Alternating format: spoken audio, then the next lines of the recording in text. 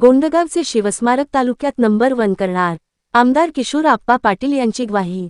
भडगाव तालुक्यातील गोंडगाव येथील 19 फेब्रुवारी रोजी शिवजयंती निमित्त भव्य आणि दिव्य न भूतो न भविष्य असे शिवस्मारकाचे आमदार किशोर आप्पा पाटील यांच्या हस्ते उद्घाटन करण्यात आले।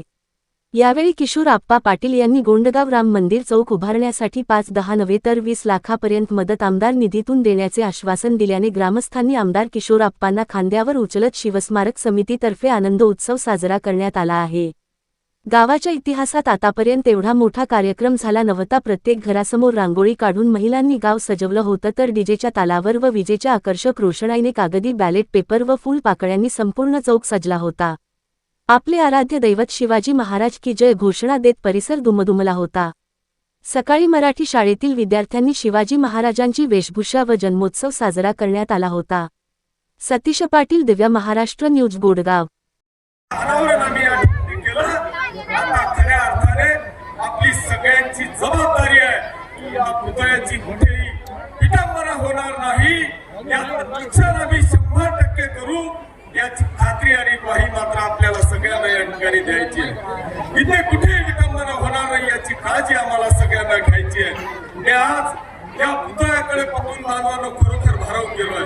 मी आज आपल्याला या निमित्तानं सांगेन की गावात एखादी काम कदाचित या किशोरप्पाकडून कमी झालं असेल, पण येणाऱ्या काळामध्ये हा चौक या भडगाव तालुक्यातला सगळ्यात सुंदर असा चौक असेल।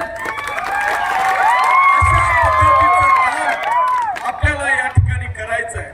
अनेक जण खरं म्हणजे मी कौतुक करेल की इथं ज्यांचा उदरनिर्वाह होता, 10-20 वर्षापासून आपलं पोट ते या ठिकाणी भरत होते। आपल्या दीपकनी या ठिकाणी सांगितलं की त्यांनी शिवाजी महाराजांचं नाव सांगितल्याबरोबर आपला उदरनिर्वाह बाजूला करून त्यांनी इथे जागा उपलब्ध करून दिली।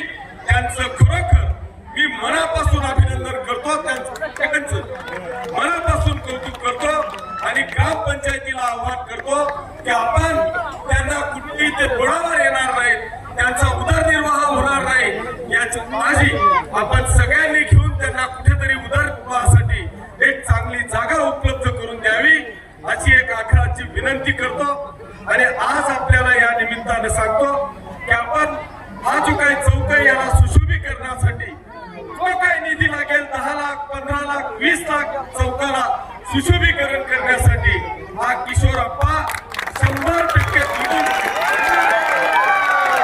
हा पूर्ण परिसर सुशोभीकरण असेल अशा पद्धतीची ग्वाही आपल्याला आजच्या या कार्यक्रमाच्या निमित्तानं देतो।